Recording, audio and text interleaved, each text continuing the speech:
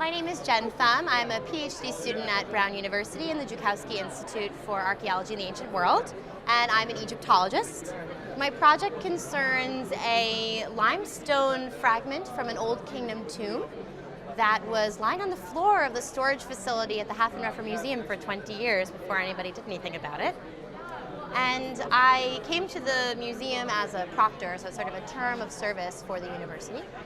Asked if they happened to have anything Egyptian, and they said, well, there's this thing, but we can't really do anything with it because it's illegible, it's in very bad condition. So I had done some RTI, Reflectance Transformation Imaging, before. This is a photographic, light-based technique where you examine an object that requires more depth information that you can't get with the naked eye. And I said, I'll try it. You can always get more data than the naked eye, even if it's not going to be stellar, so we might as well do it. And we set the block up in the museum gallery as part of a public workshop where we let members of the audience shine a light over the block and help me make a build of this RTI image. So basically what you do is you take a reflective object and you put it somewhere in the frame of your photos that you'll be taking of whatever the object is. And you take the same photo of the object over and over again, 60, 80 times, something like that. The only thing that moves is your light source, and you always shine it towards the center of the object and just vary the angle at which you hold it.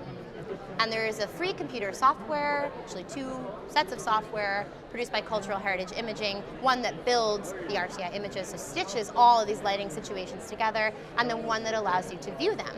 And I did this and got fantastic results, actually. And then I used those images to make a digital epigraphic drawing for a digital epigraphy course that I was taking at Harvard at the time. So I was able to use their resources as well. They loaned me a digital drawing pad. It was pretty nice. And what we turned up with is a 5th or 6th Dynasty, so Old Kingdom tomb fragment. We were originally able to see that we had some offering bearers on the top. They're all facing this way, which means the body would have been this way. Typically you read these scenes from the bottom up, and we have just the top half of the bottom register, which is unfortunate, but it is a very typical scene for Old Kingdom tombs where if you're not a royal person, you can't really show anything cultic yet at this stage in Egyptian history. You show daily life. So they did, and they very often showed butchering scenes, because what's going on down here is the butchering process for the animal that is likely being carried in pieces up here. It's pretty interesting.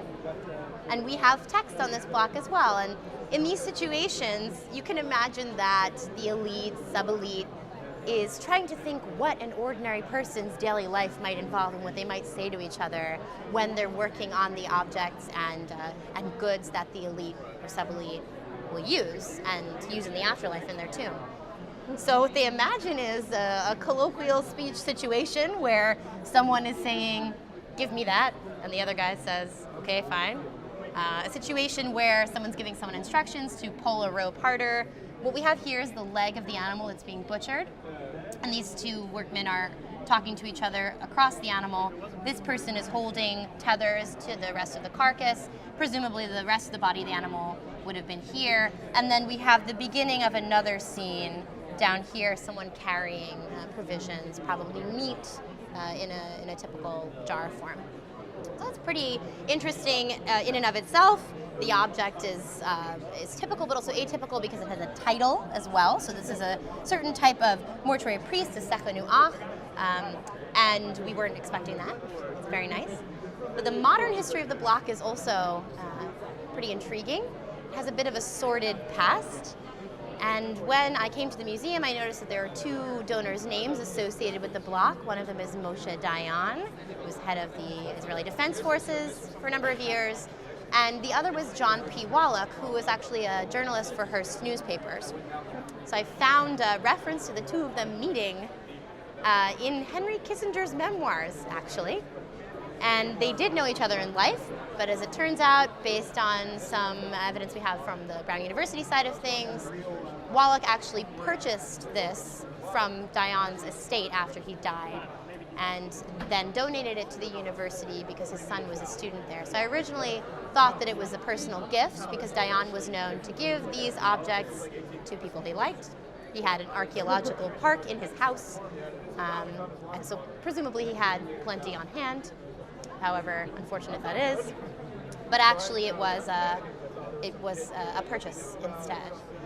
And what we can do with this is now, say, in a museum context, we can learn from it and read it. In the Haffenreffer Museum at Brown University, there is now drawing along with the object.